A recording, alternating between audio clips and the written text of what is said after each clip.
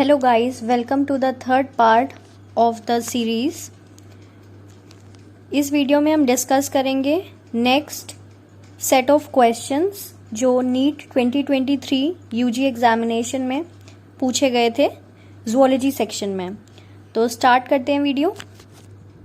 First question है इस series का, match list 1 with list 2 with respect in human I.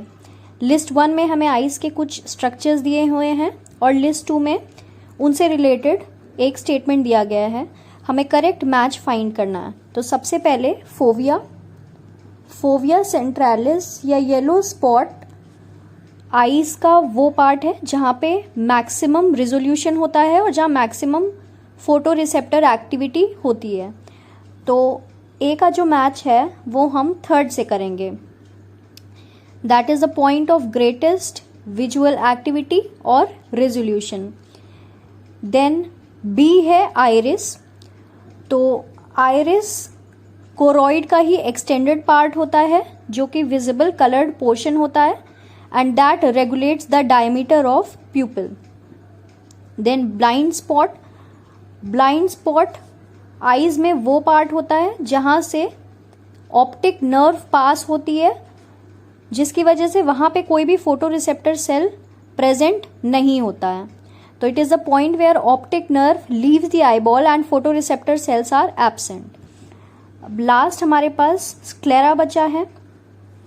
Sclera external layer of eye formed of dense connective tissue. हमारी eyes में 3 layer हैं, अगर हम उनको इस तरह से लिखें तो स्क्लेरा, कोरॉइड और retina. Retina is the inner most layer, then choroid का ही एक्सटेंशन आइरिस है एंड देन स्क्लेरा जो कि एक डेंस कनेक्टिव टिश्यू की फॉर्म होती है। तो अब हम अपने ऑप्शंस में चेक कर लेते हैं कि करेक्ट मैचिंग किस ऑप्शन में दी गई है। तो ए के साथ थर्ड ऑप्शन सिर्फ एक ही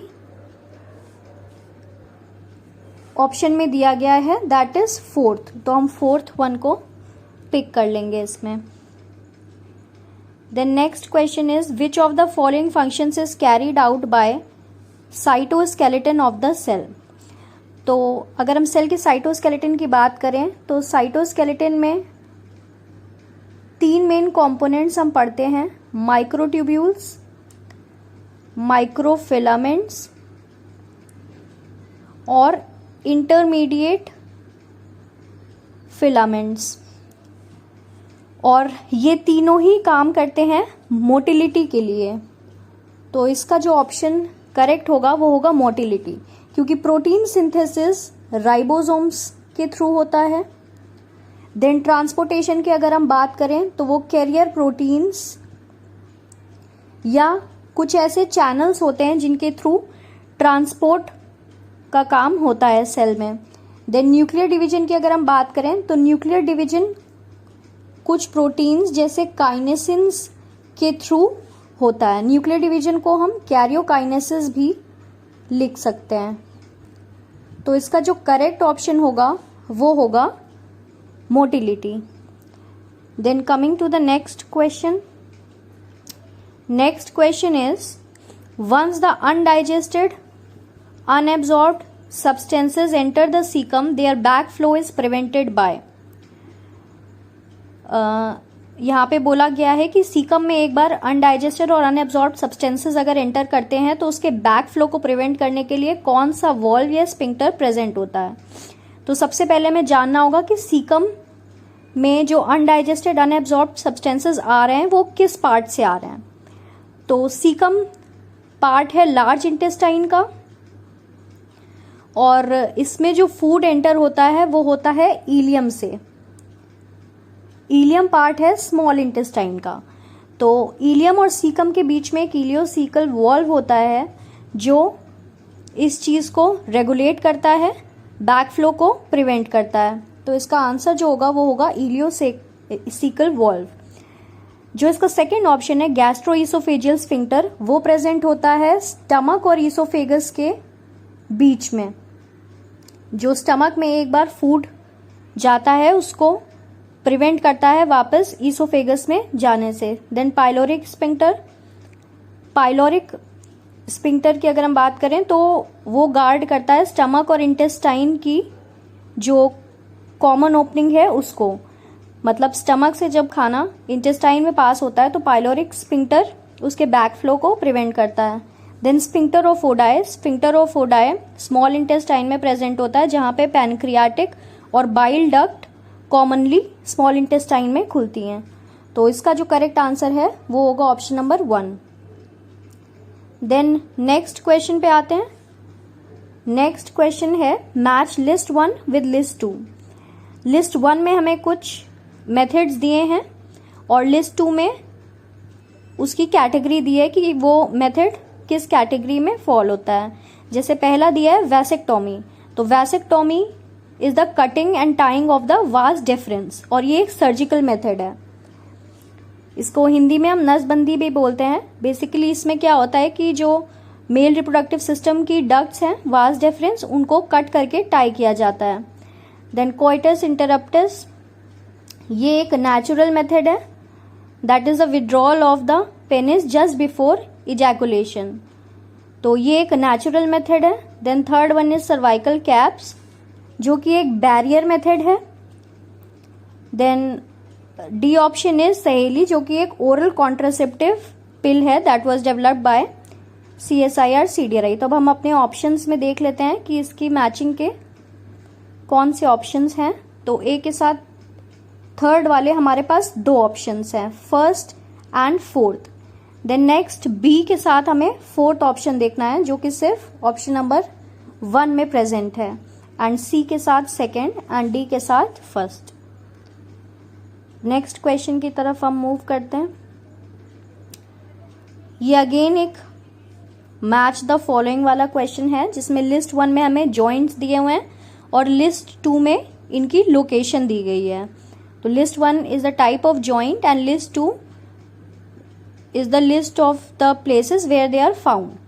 तो कार्टिलेजिनस जॉइंट जो है वो हमें देखने को मिलते हैं adjacent vertebrae in vertebral column, मतलब 2 वर्टिब्री के बीच में जो जॉइंट्स प्रेजेंट होते हैं वो कार्टिलेजिनस होते हैं। Then ball and socket joint, ball and socket joint present होता है ह्यूमरस एंड पेक्टोरल गर्डल के बीच में, मतलब जो हमारा शोल्डर है, शोल्डर और हमारे जो 4 लिम्स है उनके बीच में जो जॉइंट प्रेजेंट होता है वो होता है ball and socket joint. Then fibrous joint, ये एक इमूवेबल जॉइंट है जो कि हमारी स्कल बोन्स के बीच में प्रेजेंट होता है। Then saddle joint, saddle joint हमारे थंब रीजन में प्रेजेंट होता है। तो इसका जो करेक्ट ऑप्शन हो जाएगा वो हो जाएगा जहां पे ए की मैच थर्ड के साथ दी हो, सॉरी ए का मैच सेकंड के साथ दिया हो और बी का फोर्थ के साथ। तो सिर्फ ऑप्शन नंबर 1 में ही हमें ये करेक्ट मैचिंग दिख रही है, इसलिए इसका आंसर ऑप्शन नंबर 1 हो जाएगा। Then next question, next question है given below are 2 statements. Statement 1, RNA mutates at a faster rate, correct है क्योंकि RNA में जो 2 प्राइम OH ग्रुप है that attributes to its instability and therefore its ability to mutate at a faster rate.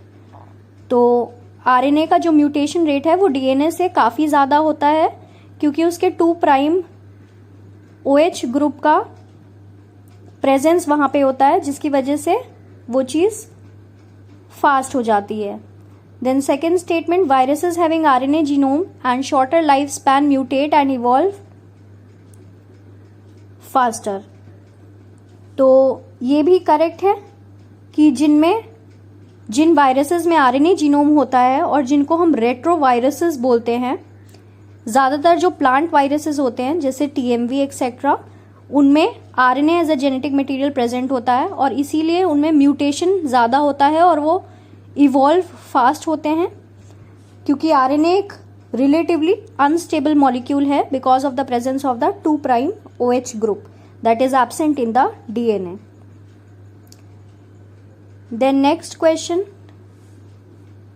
Next question में 2 statements are given और इनमें से हमें बताना है कि कौन सी स्टेटमेंट सही है, कौन सी गलत है, और या दोनों ही सही हैं या दोनों ही गलत हैं। तो फर्स्ट स्टेटमेंट हम पहले रीड करते हैं। In prokaryotes the positively charged DNA is held with some negatively charged proteins in a region called nucleoid.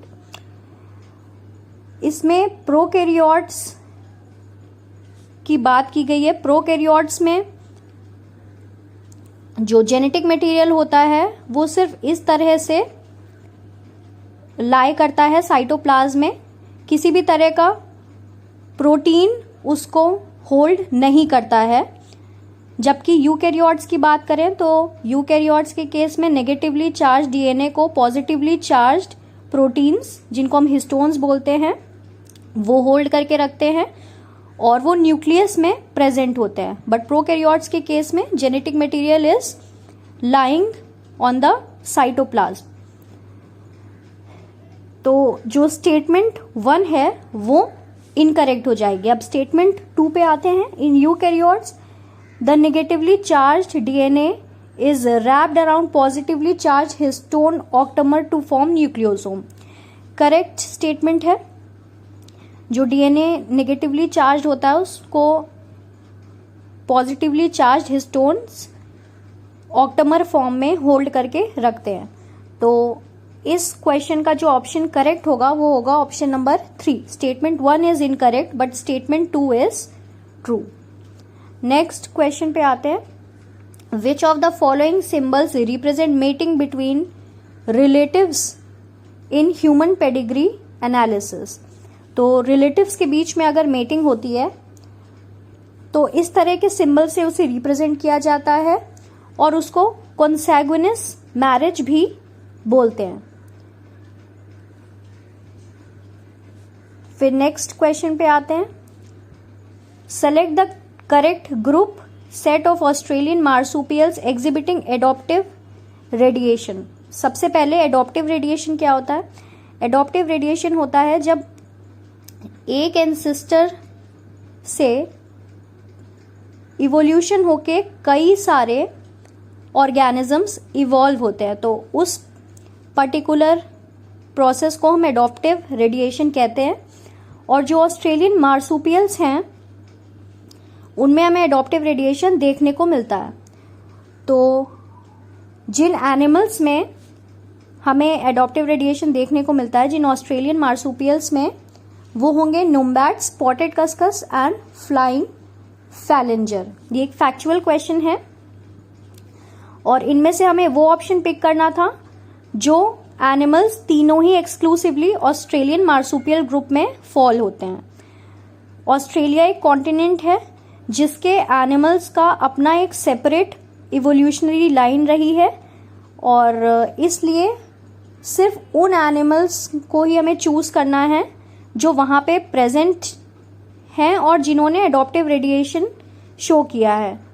तो इसका जो आंसर होगा वो होगा numbat, spotted cuscus and flying phalanger. फिर नेक्स्ट क्वेश्चन पे आते हैं। Which of the following is not a cloning vector.